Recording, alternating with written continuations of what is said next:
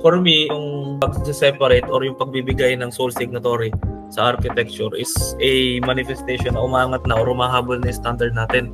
Kasi sa dito sa UAE, wag niyo naman sabihin lagi ko pinaghahamig, pero alam naman natin na ang Dubai isa sa well-known country tsaka well-developed country.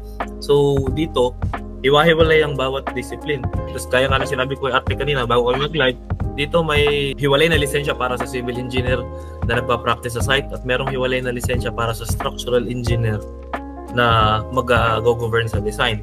So, yung pag-separate or yung pagbibigay ng sole signatory ng architecture sa architect is a manifestation na okay na yung standard natin.